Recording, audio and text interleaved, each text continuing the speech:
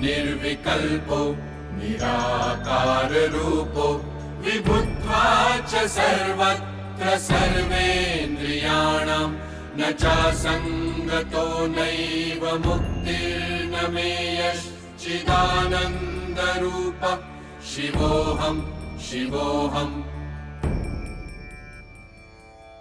सौंदर्य और रूप के उपासक रसिकों का स्वागत है।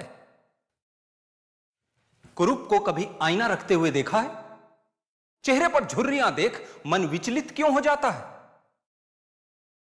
किसी कुरूप को देखकर मन में क्या विचार उठता है? क्या जो दिखता है वह सुंदर है, असुंदर है या रूपहीन, आकारहीन? सूत्रधार, पात्रों का प्रवेश हो चुका है, नाटक आरंभ करो। वह कौन है जिसे मैं देख नहीं पा रहा हूं? वह कौन है जो अंधेरे में प्रवेश कर रहा है?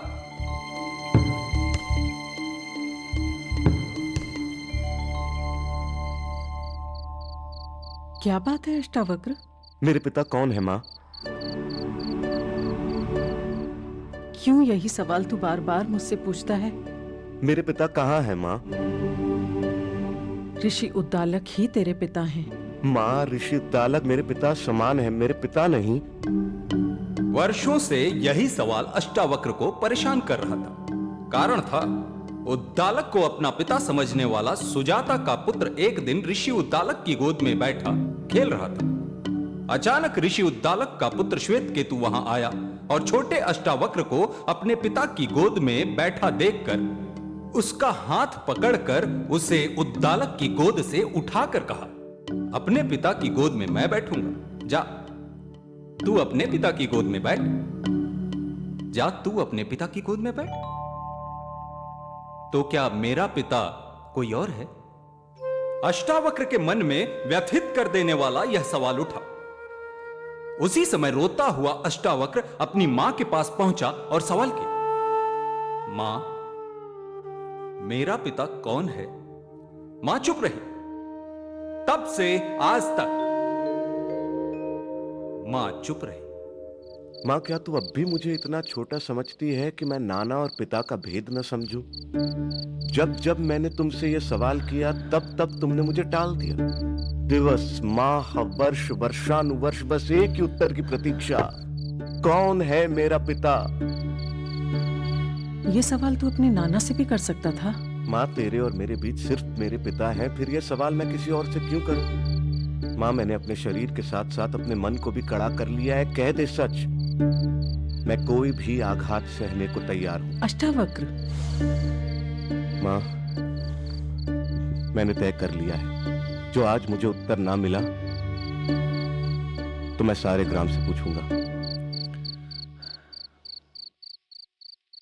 तेरे पिता आचार्य काहोड़ थे। मैं सुन रहा हूं मां। निर्धन थे तेरे पिता, इसलिए तेरे जन्म से पहले एक दिन धन की आशा से वे जनक के दरबार में गए। वहां बंदी नाम का एक पंडित था। तेरे पिता ने उस पंडित को शास्त्रार्थ के लिए चुनौती दी। सोचा था बंदी को हराकर वो जनक से कुछ धन पा सकेंगे,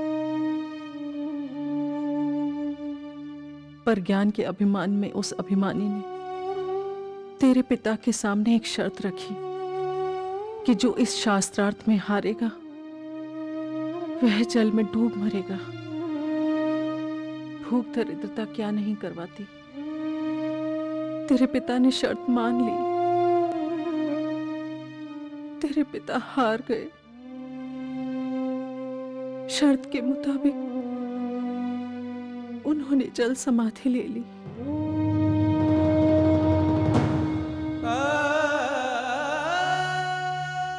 उस समय तू मेरे पेट में था। भरण पोषण का कोई सहारा नहीं था, इसलिए मैं अपने पिता उद्दालक के घर वापस लौट आई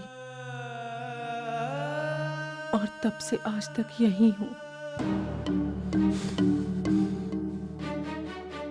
ये बंदी अब भी जनक के दरबार में रहता है? हाँ,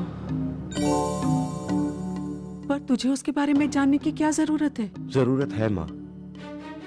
जब तक मैं बंदी को उसी की खोदी हुई खाई में नहीं गिराता, मेरा मन शांत नहीं होगा। अष्टावक्र, शांत हो जाओ पुत्र। तुम्हारी शिक्षा भी पूरी नहीं हुई है।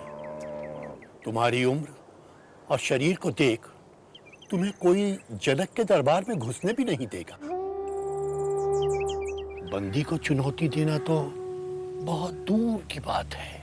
आचार्य, आप मेरे नाना हैं और आचार्य होने के नाते मेरे पिता भी। क्या वर्षों का व्यय होता है?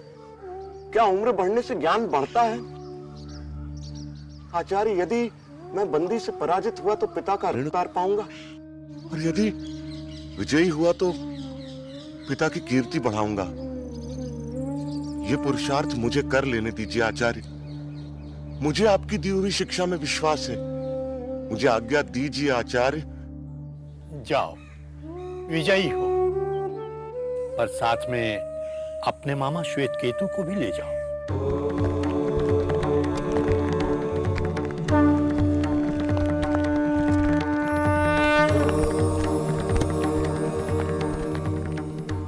और रसिकों, इस प्रकार अपने नाना और आचार्य उद्दालक का आशीर्वाद ले अष्टावक्र और श्वेतकेतु जनक की नगरी पहुंचे।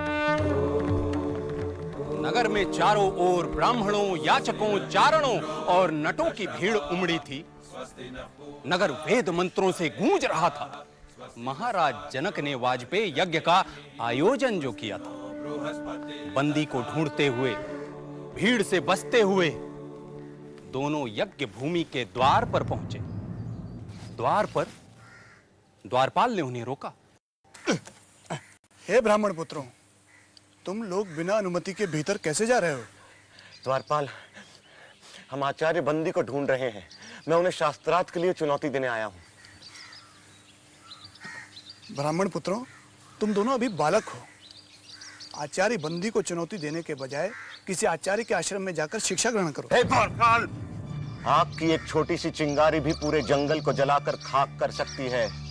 बाल पकने से कोई ज्ञानी नहीं हो जाता, ना ही धनायु और कुलीन होने से कोई बड़ा। ज्ञान की साधना करने वाला ही वृद्ध और महत्व होता है। हम ज्ञान वृद्ध हैं, इसलिए हमें भीतर जाने दो, या महाराज जनक और आचार्य बंदी को हमारे आगमन की सूचना दो। द्वारपाल, उन्हें भीतर आने दो। अश्वसेन, उन्हें भीतर आने दो।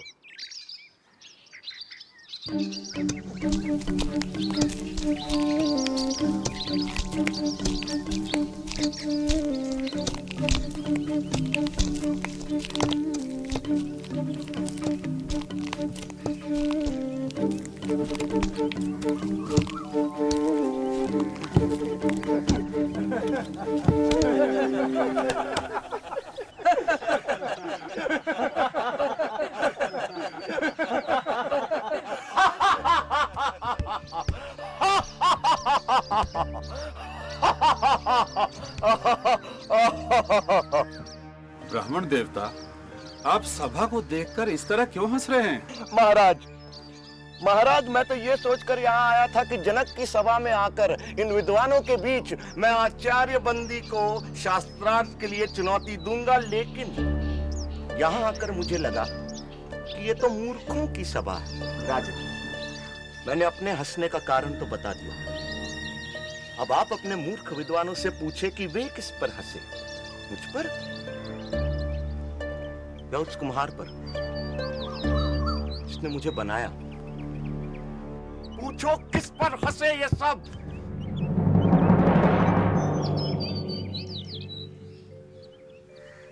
ब्राह्मण कुमार, मुझे और मेरे दरबारियों को इस अज्ञान के लिए क्षमा करें, पर मेरा निवेदन है कि अभी आप आचार्य बंदी से शास्त्रार्थ करने के लिए वयस्क नहीं हुए हैं। आचार्य बंदी से शास्त्रार्थ करना कठिन है। उनसे शास्त्रार्थ में हारने वाले को जल समाधि लेनी पड़ती है। इसलिए अभी आप और विद्या अध्ययन करें। राजन, आचार्य बंदी से शास्त्रार्थ के लिए मुझ पर गुरु कृपा ही पर्याप्त है, और जो अमर है उसे मृत्यु का क्या भय। किसी महान उद्देश्य के लिए प्राण देना मृत्यु नहीं होती। आप आचार्य बंदी के सामने मुझे प्रस्तुत करें। मैं हूं आचार्य बंदी।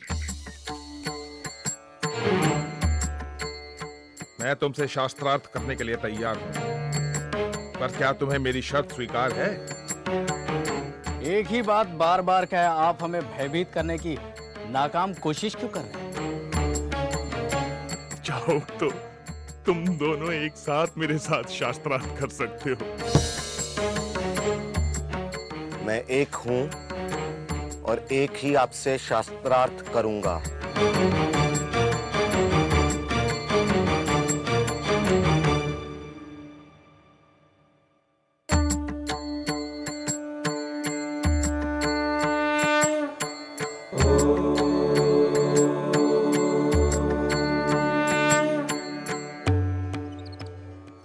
प्रपंच क्या है? जो कुछ दिखाई देता है, जो कुछ, वह प्रपंच है। जो दिखाई देता है का तात्पर्य क्या है? जो दृष्टिगोचर है, मन और इंद्रियों का विषय है, जिसे मैं स्वयं जानता हूं, वही दृश्य है। जो दृष्टा है उसे कौन जानता है? स्वयं को कौन देखता है? उस स्वयं, उस आत्म को देखने के लिए किसी की सहायता की जरूरत नहीं पड़ती। जैसे सूर्य को प्रकाश के लिए दिए की जरूरत नहीं पड़ती, वह स्वयं प्रकाशमान है। यह संसार कहां से और कैसे आया? यह सृष्टि उससे और सिर्फ उससे आई। वह कौन है? वह ब्रह्म है, वह ईश्वर है। वही अपनी माया से इस संसार को रचता है। वह ही रचनाकार, पालक और इस जगत का संहारक है। ब्रह्म इस संसार की रचना, पालन और संहार कैसे करता है? जिस प्रकार मकड़ी अपने जाल की रचना करती है, उसी में विचरण करती है और फिर उसी को निगल जाती है, उसी प्रकार ईश्वर संसार की रचना, पालन और संहार करता है। जीव क्या है? जीव आत्मा है। वह निर्विकार स्वयं है, परंतु अविद्या के प्रभाव में आकर वह स्वयं को मन और शरीर समझ बैठता है। इसीलिए वह इस संसार का अनुभव करता है। अविद्या क्या है? अनात्मा को आत्मा समझना, निर्विकार को विकार युक्त समझना और इस संसार को ही सच समझना अविद्या है। तो विद्या क्या है? आत्म का ज्ञान विद्या है। सा विद्या या विमुक्त है वह जो हमें सारे दुखों, पीड़ाओं, बंधनों, अज्ञान, प्रतियोगिताओं, भ्रम और भ्रामक कल्पनाओं से मुक्ति दिलाए, वह विद्या है। जो हमें द्वैत के भाव से, हम दो हैं के विचार से, अलगाव के विचार से, तुम और मैं के भेद से मुक्ति दिलाए, वह विद्या है। विद्या दृष्टि देती है, जिससे मनुष्य अपने ब्रह्म रूप को पहचान सके। साधो साधो साधो। ब्रह्म को जानने की प्रक्रिया क्या है? उसे जानने के दो मार्ग हैं। पहला मार्ग यह जानना कि ब्रह्म क्या नहीं है। जो ब्रह्म नहीं है उसका निषेध करना। सब नाम, रूप, गुण, सदोष और परिवर्तनशील वस्तु का निषेध कर निर्विकार को जानना। दूसरा मार्ग सत्य जैसा है उसे वैसा ही पहचानना। वह अस्तित्व रूप है, उसके बिना संसार का अस्तित्व ही नहीं है। वह ब्रह्म ही था, वह ब्रह्म ही है, इसलिए मैं ब्रह्म हूं, तुम ब्रह्म हो, हम सब ब्रह्म ही हैं, इसलिए सारा संसार ब्रह्म है। साधो साधो साधो। ब्रह्म को कैसे जाना जा सकता है? ब्रह्म को सही सामाजिक व्यवहार, आध्यात्मिक चिंतन, ध्यान पूर्वक सुनने, नित्य अनुभवों पर विचार करने और निष्कर्षों पर मनन करने तथा समाधि में जाकर जाना जा सकता है। ब्रह्म ज्ञानी के लक्षण क्या हैं? यदि कोई दावा करता है कि उसने ब्रह्म को जान लिया है तो वो ब्रह्म को नहीं जानता। ब्रह्म को जानने के साथ ही ब्रह्म को जानने का अहंकार मिट जाता है। क्या उसे तर्क से जाना जा सकता है? नहीं, परंतु तर्क सहायक हो सकता है। क्या उसे प्रार्थना और भक्ति से जाना जा सकता है? नहीं, किंतु प्रार्थना और भक्ति सहायक हो सकती है। क्या उसे योग व मनन से जाना जा सकता है? नहीं, परंतु योग व मनन सहायक हो सकते हैं। शास्त्रार्थ का अंत होता दिखाई नहीं दे रहा था। दोनों एक दूसरे पर भारी पड़ रहे थे कि अचानक बंदी निरुत्तर हो गए। आचार्य, उत्तर दें। आचार्य, उत्तर दें। अष्टावक्र की जय! अष्टावक्र की जय!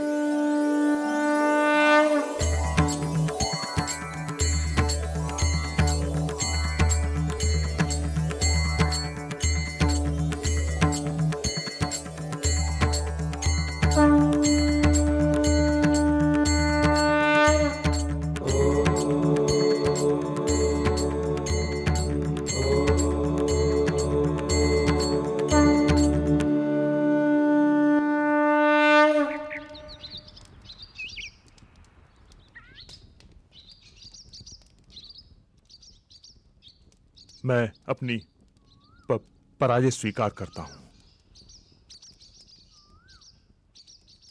मैं जल समाधि लेने के लिए तैयार हूं।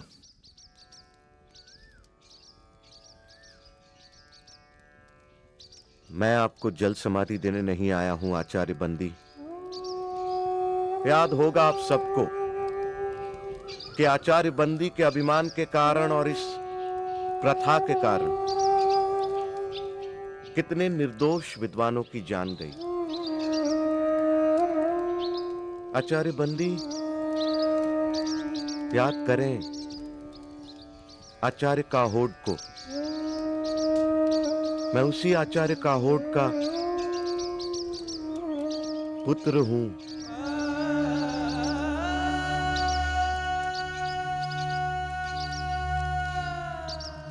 आज मैं विजयी हूं, आप पराजित। मैं चाहूं तो आपको जल समाधि दे सकता हूं, परंतु मैं ऐसा नहीं करूंगा आचार्य बंदी। क्षमा ही मेरा प्रतिशोध है। मैं आपको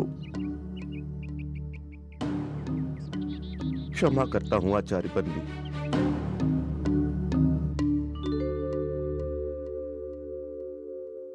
प्राण लेने से भी बड़ा दंड तुमने मुझे दिया बाल ज्ञानी। मुझसे पाप हुआ है, पाप हुआ है मुझसे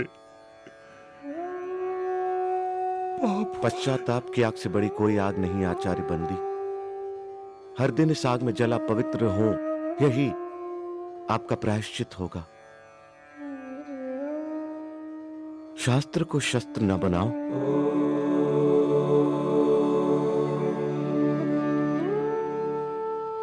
महाराज, शास्त्र जीवन का विकास करते हैं, शस्त्र जीवन का विनाश। जितना पुराना है हिमालय, जितनी पुरानी है गंगा, उतना ही पुराना है ये सत्य। हिंसा से कभी किसी ने किसी को नहीं जीता।